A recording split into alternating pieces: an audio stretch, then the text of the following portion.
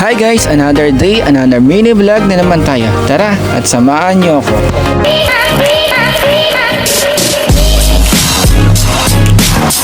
Hi, Skapoy!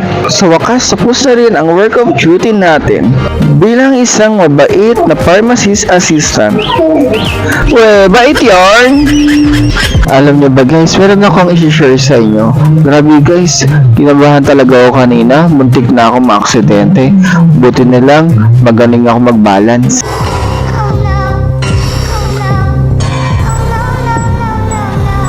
Hello, kanina matutumba na ako sa gilid ng kotse. Naku, sigurado bayad ka talaga, Carlo. Kaya mag-ingat tayo mga ka-riders. Dahil mahirap maaksidente lalo na kung wala kang pera. Kaya mahalaga magkaroon ng life insurance or health insurance sa tulad natin mga riders para sa darating na panahon ay meron tayong maaasahan. Kaya mga ka-riders, stay safe hanggang sa muli!